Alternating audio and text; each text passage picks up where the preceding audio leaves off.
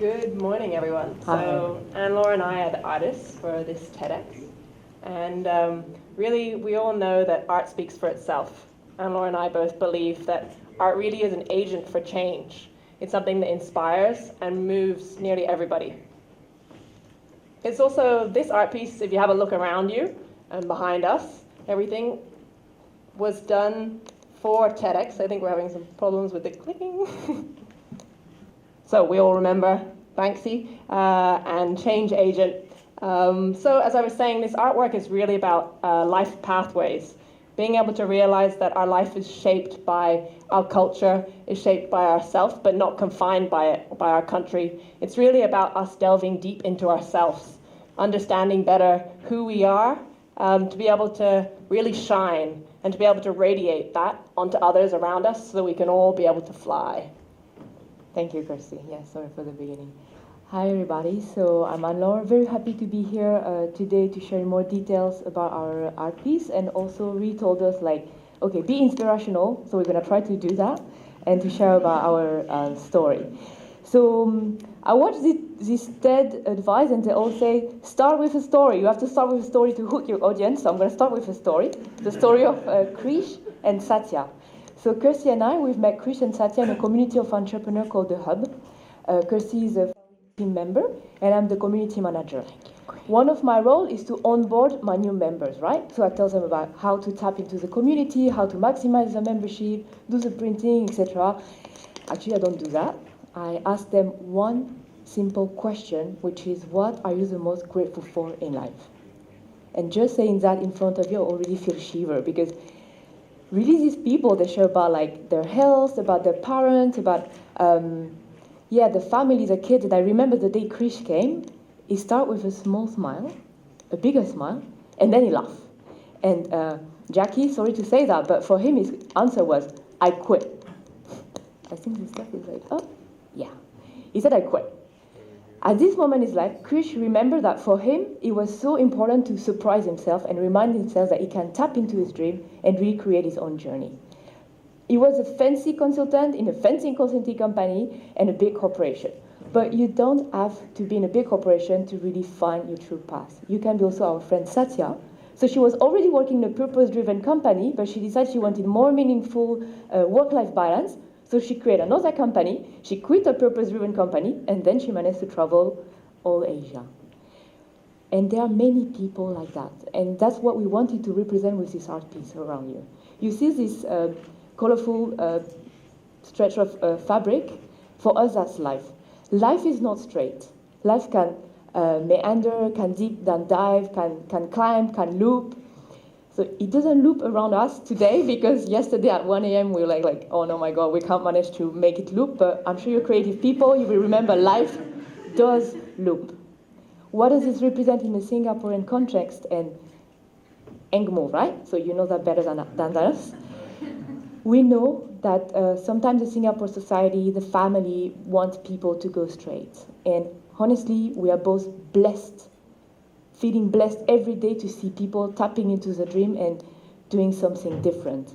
And for us, it's very interesting because, it's like today when we talk, sometimes you meet someone, you really meet someone that makes you also reflect on your own journey. And these people going onto their journey help us also reflect on our own unconventional path. So maybe you want to share a little bit. Yeah. I grew up in Singapore, spent most of my teen years here, and like most people in Singapore, felt the pressures of getting top grades, going to the right university, getting the next best job. But really for me, it was about feeling like my professional growth started with my personal growth. At 17, I decided I should go off to Nepal, spend some time in a monastery, learn from a monk that I should meditate, sit there, be quiet, understand better myself, and think about my picture in the bigger world, the bigger scheme of things. So when I went to university, I kept on developing that. And it came to the point where it was, should I go and just find that job afterwards? And I really didn't listen to my family friends who said, you're going to miss out on the career ladder, Kirsty, if you don't jump on board now. And I felt like I needed to follow my heart. I really wanted to learn with my hands rather than my head, be able to get out. I felt like all these years of being in Singapore, being in cities, what I really wanted was to get my feet dirty and to feel like I was out in nature, understand better who I was, and be able to be more free, not constantly sitting behind a desk or what I felt like would be confining for me. And that brought me to here. Oh. Yes! The subterranean caves in France, filled with fiercely independent people, really just focusing on the simple joys of life. There, I really learned a lot of things. It was completely free. Everything in this place, the learning, being able to live there, was really based on one person, Zazu, a beautiful man, who him and together with others bought a land, big village, old village in France, because at one point his mother died in an unfortunate accident where a stray bullet from a hunter happened to touch her. And from there he decided with others that what they wanted to do was to set up a place where people could just come and learn and be able to grow together. So I really there found out what it meant to build communities, strong communities, what it was to also think about exchanging, not always thinking about what you would get back from something, be able to just give openly with an open heart. And to be able to also learn with my hands, be able to think about how I could be more creative. So I learned a lot about painting, even about eco-home building. This is one of the homes there. And really, I was able to then come back to Singapore, develop as a professional artist here, and to help to set up one of Singapore's largest entrepreneurial communities that we spoke about, and creative communities. Even get enough out of the box that I could do corporate innovation programs, some of the biggest MNCs. So, there, and I can also share a little bit more. Yeah, I wasn't that adventurous, let's all be clear, when I was a teenager. It's not that adventurous. I studied engineering because I was good at science, and that's what you do in France when you are good at science. But I decided to do an interesting first internship. I decided to be a laborer in a traditional organic farm led by a gentleman called Peter. But when Peter was saying traditional, it was without machine, so I was a donkey. So I got two things out of this. First, a beautiful CrossFit body, like amazing, back in the day. And second, it's really open perspective for me. These guys were like teacher, engineers, they were city people, but they were really deciding to live life very different. And for me, it was a kind of a big change. Today I met someone, her childhood souvenir and dream was to be a comic artist. It's the same as me, so thank you for reminding that. During this internship, I really realized like I was feeling not good by studying engineering. Actually, I wanted to be a comic artist too. So I quit my job, my family, my friend. I went on a journey in South America to work, and I ended up there. So you have to imagine on a horse in the middle of the Andes mountain looking at the sky. This is the biggest vulture in the world. It's called a condor. It's massive, it's beautiful. I had a kind of metaphysical stroke, and I was, oh my God, this is my life. I need to do something with it. So I eventually decided to finish my study, did a double master, but after that I went on an odyssey. You could have met me in a food and security emergency mission in Africa, in an experimental music festival in France, or as a fancy consultant in Paris. Yeah, that was pretty epic. That brought us to where? Burning Man. So, okay, guys. Who knows Burning Man? Okay, so we decided to go to, we were not sure to show this, but yeah, we want to show it. So Burning Man is not only beautiful naked people, it's also what Kirsty says, it's opening to what is possible. We are surrounded by amazing, amazing creative people that are really breaking everything. There's no money, no label. It's in the middle of the desert of the northern part of Nevada, no status, no seats. It's complete breakdown of status quo. Some of the famous burners that you can meet there are Mark Zuckerberg from Facebook. You can meet Elon Musk from Tesla. You can meet like Larry and Sergey from Google and Jeff from Amazon, etc., etc., etc.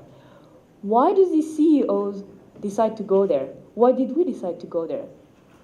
Well, one of the reasons can be that sometime in your life, and that's what we are all doing today, you have to create space for yourself, to ask yourself, am I on the right path? You know what Jackie was saying, or Ree was saying, like, just breathe a moment to see what is good for you.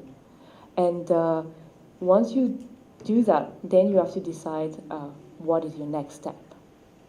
So it's obviously not only out in the desert that you can reflect a bit more on your life. Back in Singapore, there are lots of opportunities. One of them we'd like to share that Anne-Laure and I and others participate in and really have started to hold is just circles. being able to realize that sometimes what we need is just to be around a small group of other people and to be able to let down our guard, to be able to get things off our chest and to be honest with each other, but to not be seeking advice and not be worried about judgment or being afraid about how other people perceive ourselves. So on a regular basis, we do that. And I have to say that both of us probably have seen more people cry in the last year, men and women. Some of them, when they start talking, they just automatically let out everything. But also not seeing people blossoming in a matter of months, being able to change habits, being able to just reshift their life the way that they wanted to do it, just to have that accountability and a real listening ear to each other.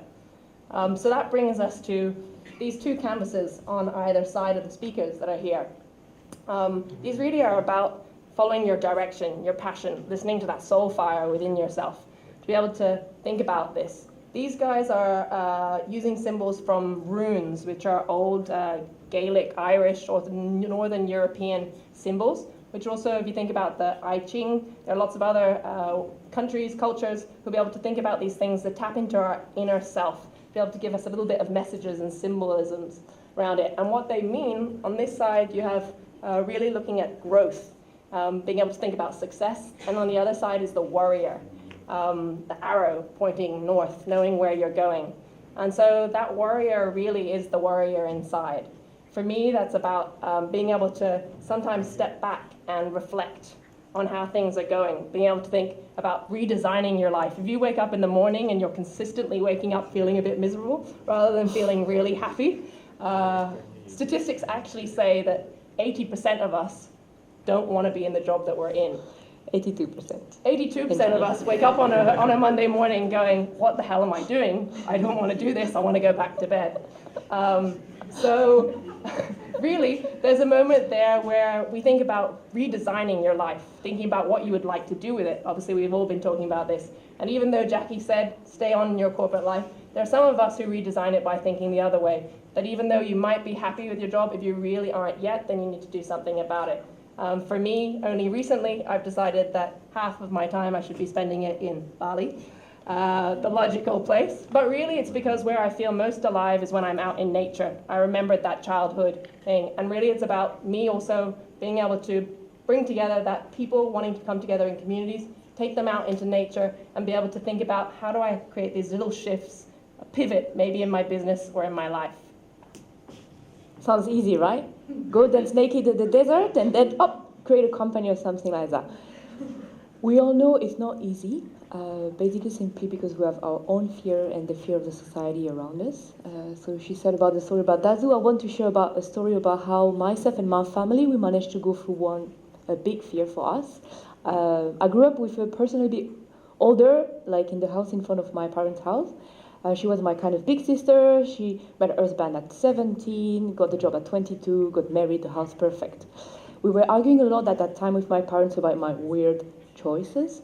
And one day we were arguing again. They told me, how do you say? I was too in the box. I was too outside of the box. So I asked them, what does it mean to be contained, right? And they told me they wanted me to be like her. 2 months after, she announced that she was getting divorced, and 2 days after, her husband hanged himself in the garage. That same day, my mother took the phone and she told me, we got it. I mean, we don't got it because we don't understand what you're doing, but really we got it, that we were talking from a place of fear and we just want you to be happy. So that's what we wanted to represent with this.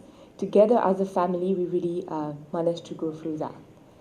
Yeah, your turn to talk about fear now.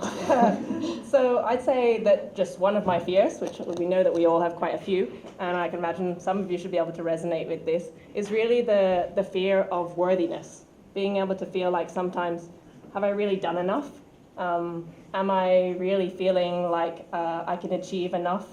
Will I make enough money? And also for me, it's a lot about, do I feel like I'm ever going to make enough impact? And so that fear resonates inside.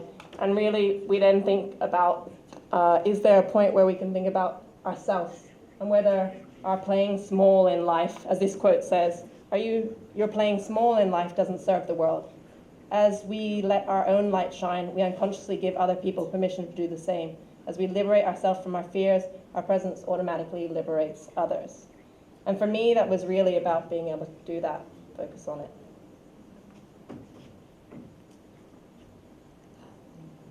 Give me 1 second till I catch up. I'd like us now to be able to get you guys to participate in this. So if you take a look at next to you on the chair, on the right-hand side, there are some little pieces of cloth. So this is the part where we'd love you guys to be able to hold it tightly in your hand and to be able to think about one fear that you have. Shut your eyes, everyone. Come on, and do this.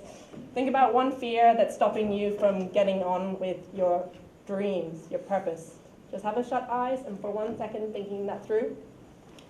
And then you're going to envision how does it feel to overcome this fear.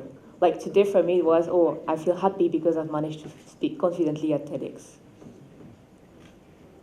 And then with that, we want you at the end of this talk to be able to turn around to the person next to you and to be able to share that one sentence that's going to help us get on to the next stage of things.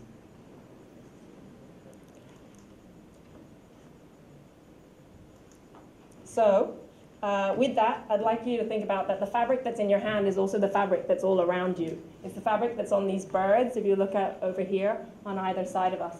And really what we put these birds up here is to symbolize freedom and the voyager within. That freedom that really comes from within ourselves. If you remember that quote that Anne-Laure put up earlier on, that quote is really about the hero's journey. Joseph Campbell speaks about how if you look at any culture, whether you're looking at Indian stories or myths or Malay or Chinese or French and Spanish, there's actually only one story. And that story is the hero's journey. That's our journey. And the hero's journey is really about 3 different stages where we step away from our normal lives, our normal culture. We're called to adventure, to go off and do something different, which makes us go against those challenges, the different things that come up. Really go into ourselves, that ego that comes up for ourselves. And once that happens, being able to overcome it. Once we come up to that, we're then able to come back to our family, come back to our home, and to be able to bring back with us our own gold, our own light that's there, but also to be able to bring back something that we can create changes within the context of, let's say, Singapore or the world, be able to face some of those things and problems in the world. The title of my WhatsApp is something we both believe in, is what is not shared is lost. And that's what we wanted to represent with these birds. You know, when Kirsty was talking about the hero journey coming back, lots of birds have migratory habits. You go far, you nourish yourself, and then you come back. We have to come back, we have to come back to share. And to do that, you can still be... Oops, can you hear me? No, you cannot hear me? Can you talk louder? Okay. 1 more minute, so we're going to do that. I just wanted to say that the pattern that you see on the birds have been designed by a company called Matter Prints, and this company tapped into Southeast Asia inspiration to design and modern clothing. What do we want to say about that? That yes, you can you can disagree with your family path and society. You can go on your journey, but you can still be honoring your parents, your grandparents, your ancestor, and be tremendously connected to your culture. And that's what we really wanted to say today. So with that, we also want to say that we really are all warriors, right? And it's really up to us to be able to take that time to have those adventures, those experiences that create transformation in ourselves, so that we can then focus in on our own gold, our own light that shines from inside, be able to come together, and to be able to also just realize that although it seems simple, at the end of it, what we're all looking for is to be able to find happiness and a bit of love. Thank you. Thank you.